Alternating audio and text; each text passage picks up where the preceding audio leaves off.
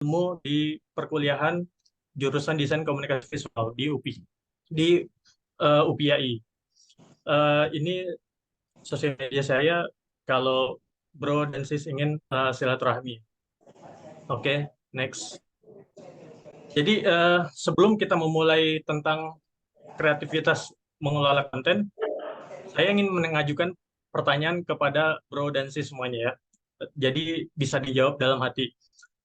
Pertanyaannya adalah seberapa penting sih kreativitas dalam konten media sosial itu? Nah, penting banget sebenarnya. Jadi konten media sosial kita itu adalah sebagai representasi atau gambaran bagaimana brand kita ingin dikenal secara meluas ya di media sosial atau media online. Karena di era global saat ini media sosial itu sangatlah penting ya. Bahkan sekarang ada namanya profesi sebagai content creator. Kita pun sebagai brand, sebagai pemilik brand juga bisa melakukan personal branding melalui media sosial.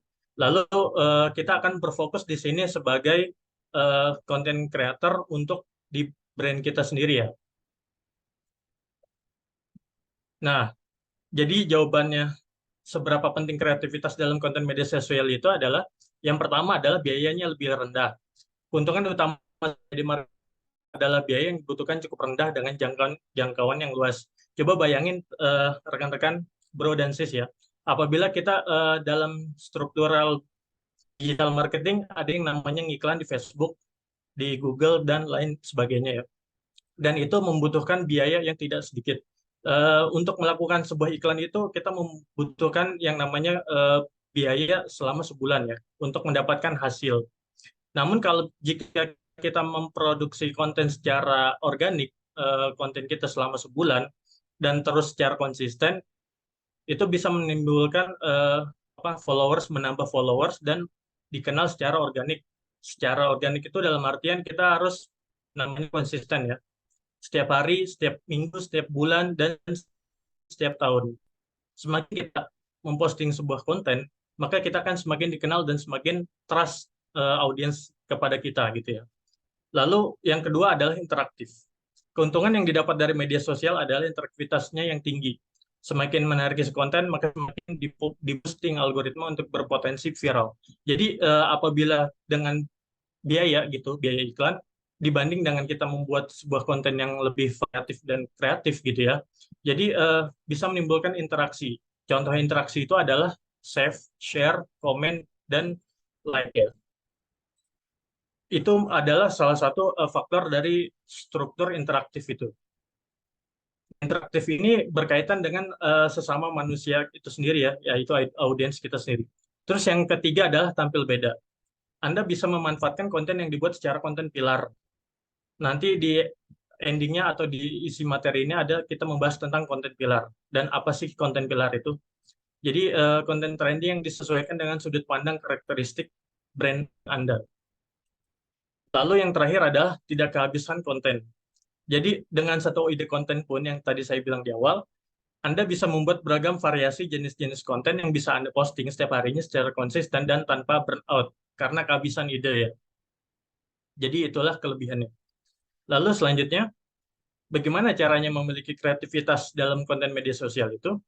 Yang pertama kita breakdown dulu audiensnya.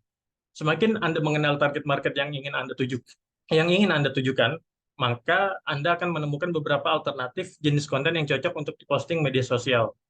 Jadi breakdown audiens ini meliputi seperti umur, tempat tinggalnya, terus pendidikannya apa, dan kualitas ekonominya seperti apa. Karena itu akan berpengaruh terhadap apa yang ingin kita sampaikan dan juga cara kita menyampaikannya, seperti melakukan penggunaan bahasa yang seperti apa yang lebih ke profesional kah atau yang lebih dekat secara bahasa tongkrongan kah gitu. Itu breakdown audiensnya. Lalu yang kedua, kita brainstorming dan referensi. Anda bisa riset atau amati tiru modifikasi dari mencontoh akun-akun kompetitor yang telah lebih dulu terkenal.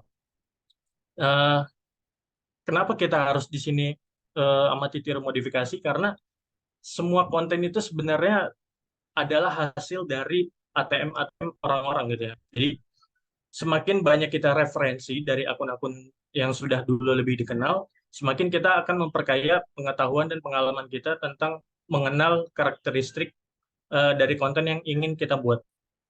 Lalu referensinya kita bisa cari di situs-situs seperti Pinterest, terus atau buku literasi seputar konten Anda ya. Jadi semakin Anda mencari referensi untuk mendapatkan ide konten dan isinya lebih berbobot, Anda brainstorming dan referensi. Lalu yang ketiga, perbanyak jam terbang Anda. Semakin Anda rajin posting di media sosial, otomatis konten Anda akan semakin bervariasi dan Anda semakin mengenal audiens dari konten mana yang lebih disukai oleh audiens Anda. Lalu yang kedua, lalu yang terakhir adalah up to date. Up, up to date di sini adalah Anda juga selain membuat sebuah konten yang sifatnya karakteristik dari brand Anda atau personal branding atau branding dari brand Anda juga perlu memperhatikan hal-hal yang sedang trending atau viral ya. Jadi misalkan di sini ada contoh yang sedang viral apa ya, yang tentang properti gitu.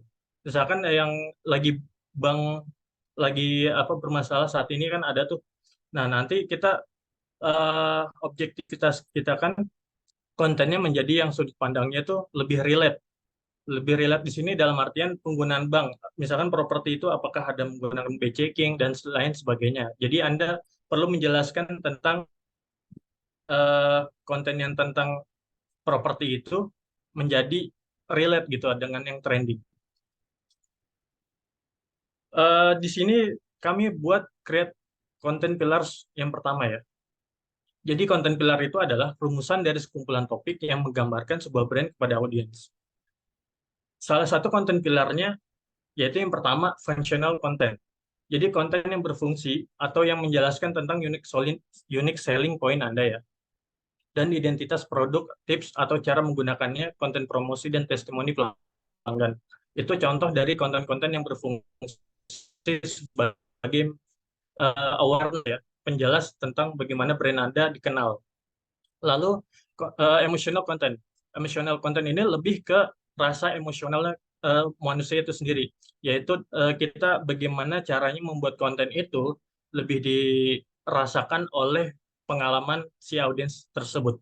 Bisa dari pengalaman, bisa dari bagaimana cara kita menyampaikan konten dengan baik, secara relate dengan mereka, kehidupan sehari-hari mereka, maupun tentang bagaimana cara dia ingin mencapai suatu tujuan yang ingin dia capai, contohnya ingin memiliki properti. Lalu kita tarik dari struktur eh, pengalaman dia atau pengetahuan dia tentang properti itu ya. Lalu yang ketiga adalah edukatif konten. Edukatif konten ini lebih ke menjelaskan tentang struktural atau merupakan konten bersifat informatif dan bertujuan untuk memberikan nilai edukasi atau pengetahuan yang bagus kepada audiens Anda. Contohnya, perkataan dari seorang ahli mengenai bisnis Anda dan infografis. Infografis di sini adalah menjelaskan tentang apa itu properti dan bagaimana cara Anda menjelaskannya secara grafis ya. Misalkan contohnya infografisnya adalah tata cara bagaimana kita memiliki sebuah properti dari awal sampai akhir ya, sampai terciptanya suatu keputusan terhadap bisnis itu. Tipe konten ini sering digunakan oleh akun-akun media sosial untuk menciptakan citra brand agar semakin kuat. Jadi edukatif konten ini lebih bersifat untuk menarik trust ya. Setelah kita melakukan awareness, lalu audiens telah percaya kepada kita ya dengan edukatif bahwa kita lebih berpengetahuan tentang branding kita. Lalu agile content. Agile content ini sangat berkaitan dengan yang tadi saya bilang up to date. Jadi kita harus memperhatikan hal-hal yang bersifat tentang hal-hal yang sedang tren atau cara kita menyampaikan konten itu berdasarkan hari-hari raya besar dan hal-hal yang lainnya. Lalu next. Oke, mari kita buat jenis-jenis konten dengan study case topiknya adalah properti. Yang pertama, fun quiz. Dari gambar yang kanan, kita bisa lihat salah satu dari topik properti ini adalah fun quiz ya. Jadi Anda bisa mengembangkan ide konten properti menjadi jenis konten quiz. Yang jenis quiz ini adalah tebak kata dan tebak gambar. Jenis konten ini berpotensi mendapatkan engagement berupa komentar. Jadi biasanya kalau kita bikin konten fun quiz ini, kita akan menarik sebuah engagement dari audiens kita berupa materi-materi yang pengetahuan mereka ya. Jadi pengetahuan dasar tentang struktural atau yang berkaitan dengan properti.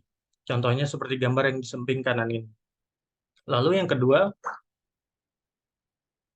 adalah daily sharing ya. Daily sharing ini dari topik pilar tadi adalah edukatif. Jadi daily sharing ini Anda bisa mengembangkan ide konten properti menjadi jenis konten carousel, microblog, cocok untuk mengedukasi audiens yang awam tentang dunia properti. Jadi konten-konten ini lebih ke carousel atau microblog ya. Jadi misalkan kita punya website dari branding kita, bisa kita terapkan di media carousel ini ya. Yang kalau misalkan di Instagram kita lihat ada carousel berupa teks dan ada penjelasan gambarnya. Biasanya ada swipe kanan terus ya sampai mentok dan ujung-ujungnya ada CTA, call to action-nya. Nah, jenis konten ini berpotensi mendapatkan engagement berupa save. Jadi, apabila materi yang Bro dan Sis sampaikan dan jika bermanfaat bagi audiens itu sendiri, biasanya materi ini akan dia save untuk dia baca di kemudian hari lagi. Lalu yang ketiga adalah fun fact. Anda bisa mengembangkan ide konten properti menjadi jenis konten fakta seru, cocok untuk mengedukasi audiens yang merasa suatu hal itu fakta atau mitos. Jadi fun facts ini lebih ke hal-hal yang hal-hal sepele mungkin ya. Jadi bisa dipahami oleh audiens ya.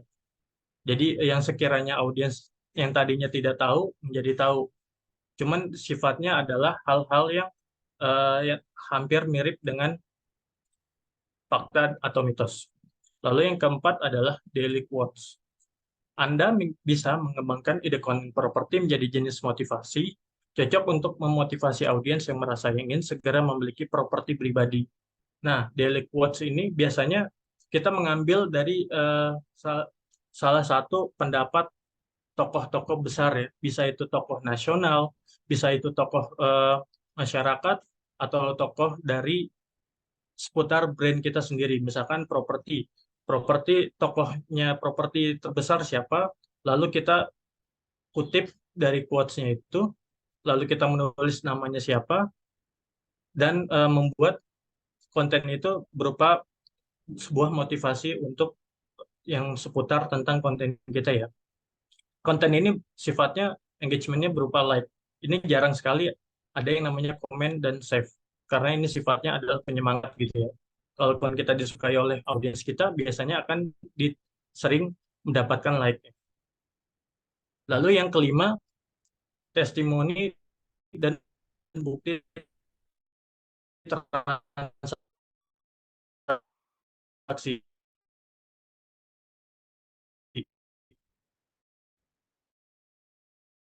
Ini atau sih percaya sama kita, percaya dari produk kita, percaya dari layanan kita gitu sih dan di transaksi.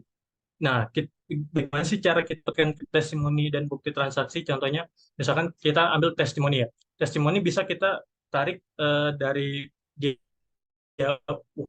wawancara, pernyataan dia lewat sosial media dia, bisa berupa dari komentar di sosial media ataupun dari capture komentar di WhatsApp gitu ya. Jadi setelah dia eh, melakukan transaksi dengan kita, lalu kita minta pendapat dia tentang bagaimana pelayanan kami. Misalkan Anda bisa meminta kepada audiens bagaimana pelayanan kami berikan nilai antara 1 sampai 10 gitu ya. Jadi antara nilai 1 sampai 10 adalah apabila klien atau customer kita memang 7, artinya kita perlu ada namanya evaluasi. Namun kalau jika kita ada 10, nah itu bisa kita posting untuk di sosial media kita ya sebagai konten. Karena untuk menimbulkan rasa percaya diri kita terhadap brand kita terbukti dan tervalidasi bahwa customer atau klien kita puas dengan layanan atau produk kita. Dan juga bukti transaksi bahwa kita adalah sebuah brand yang secara profesional gitu ya. Terus jenis konten ini berpotensi biasanya mendapatkan engagement berupa like, comment, dan share. Jadi apabila puas nih audiens kita, biasanya dia akan merekomendasikan. Jadi eh, lebih ke testimoni ini, audiens kita puas, maka dia akan share dan berbagi untuk merekomendasikan kepada teman terdekatnya atau keluarganya. Lalu yang keenam adalah achievement. Dari contoh gambar di kanan ini juga salah satu sebagai bukti atau tanda bahwa layanan atau produk kita dari brand kita terbukti bahwa produk dan layanan kita adalah yang terbaik gitu ya. Yang terbaik di sini dalam artian sangat cocok untuk apabila audiens kita menggunakan atau memakai layanan dari produk atau layanan kita ya. Nah, jenis konten ini berpotensi mendapatkan engagement berupa like, comment, dan share. Jadi mirip yang sebelumnya, cuman untuk achievement ini lebih untuk penguatan gitu ya. Nah, penguatan ini bisa dilihat dari eh, piagam-piagam yang bisa ditampilkan gitu ya. Lalu yang ketujuh adalah ucapan, event, atau momen tertentu. Cocok untuk ucapan Hari Raya Besar Nasional, ucapan selamat, belasungkawa, dan sebagainya. Dan menunjukkan kepedulian Anda pada sekitar atau yang sedang terjadi. Nah, jenis konten ini berpotensi mendapatkan engagement berupa like. Jadi, ucapan event ini atau momen tertentu, contohnya kita posting di Instagram ya, lebih untuk ditampilkannya menurut saya lebih di stories ya, Instagram stories contohnya. Tapi kalau misalkan untuk diposting secara feeds, bisa saja. Namun untuk kalau hari-hari besar nasional, ucapan-ucapan momen tertentu, biasanya orang akan tertarik lebih lihatnya tuh di stories. Lalu untuk selanjutnya, giveaway. Jadi giveaway ini sudah lumrah ya sejak dulu, namun secara jangkauan dan viralnya dia sangat tinggi ya. Namun kurang disarankan. Kenapa kurang disarankan? Karena mental orang Indonesia itu apabila mendapatkan giveaway gitu, dia sangat semangat ya. Tapi apabila kita juali, dia akan berkurang gitu ya. Ketika saat kita melakukan promosi atau apa gitu, sangat kurang disarankan apabila giveaway ini diadakan secara terus-menerus. Kalau bisa menurut saya, porsinya giveaway itu sebulan sekali atau 2 bulan sekali. Jadi tidak terlalu disarankan. Jenis konten ini berpotensi mendapatkan engagement berupa like, comment, share, dan nambah followers pastinya. Nah, kesimpulan konten pilar. Merumuskan konten pilar, salah satunya adalah dengan cara seperti ini. Dari yang saya tampilkan tadi ada 4. Yang pertama functional content, yang kedua emotional content, yang ketiga educational content, yang keempat adalah agile content. Nah, ini adalah contoh dari konten pilar ini adalah sebenarnya kategori ya. Jadi dari kategori ini kita jabarkan lagi menjadi jenis-jenis konten tadi ya. Yang kurang lebih saya beri contohnya adalah 8. Lalu di sebelah kanannya adalah judulnya. Judul konten ini sangat berpengaruh untuk dari segi konten kita yang ingin kita sampaikan. Apabila topik yang ingin disampaikannya itu dan judulnya lebih clickable gitu ya, itu lebih disarankan gitu. Contohnya di sebelah kanan ini ya, dari emotional content. Cantik dimulai ketika kamu memutuskan untuk menjadi dirimu sendiri ya. Lalu biasanya ini dari judul ini sudah terbaca dan biasanya akan menimbulkan klik. Lalu untuk menerapkan konten pilar pada editorial plan. Jadi ini namanya adalah editorial plan. Editorial plan ini contohnya dari editorial plan bulan Juni 2021 ini ya, yang pernah saya juga buat. Nah, ini adalah eh, jadwal posting konten kita secara struktural agar menciptakan kita memposting secara konsisten. Konsisten di sini adalah caranya adalah menjadwalkan konten-konten kita menjadi sesuai dari urutannya masing-masing. Nah, ini adalah contoh dari konten pilar. Bisa kita lihat dari sini misalkan functional content, product knowledge-nya atau service knowledge dari layanan kita, dari brand kita, jumlah kontennya adalah 15. Dan ini adalah per tanggalnya ya. Ini pertama kita tulis hari, lalu di sini ada tanggalnya, tanggal berapa, dan setiap kita tanda ini adalah konten-konten yang sifatnya functional content. Dari segi warna kita kita lihat di sini ada. Lalu di sini emotional content. Emotional content biasanya ini terlalu banyak, sama seperti yang tadi giveaway gitu-gitu. Jadi nggak terlalu banyak. Namun untuk dari segi quote bisa kita terapkan seminggu sekali. Lalu edukatif ini lebih disarankan untuk diposting hampir setiap hari atau 2 hari sekali karena ini sifatnya adalah bagaimana cara audiens mengenal kita melalui konten-konten yang sifatnya edukatif. Jadi menjelaskan tentang apa itu yang tentang properti atau cara bagaimana mendapatkan sebuah properti secara banking atau apapun gitu. Lalu ada agile content. Konten ini juga tidak terlalu banyak ya. Karena ini sifatnya pertama agile content itu kita memperhatikan yang namanya trending dan kita tidak tahu trending ke depannya itu apa karena ini sifatnya kita harus riset day by day, bukan monthly riset ya. Jadi ini sifatnya adalah sifatnya dadakan gitu. Jadi harus ketika ada yang sedang trending, lalu kita buat untuk hari esoknya gitu ya. Jadi ini sangat meningkatkan eh, keterlihatan kita dari konsisten konten gitu ya. Oke, sekian. Terima kasih, Bro David. Baik, boleh kita kasih applause buat Bro Faiz, teman-teman sekalian. Kita kasih virtual applause juga boleh di sini ya. Mantap sekali, thank you. Bro Faiz, kita langsung masuk ke sesi Q&A. Silakan Bro Ensis, ada pertanyaan buat Bro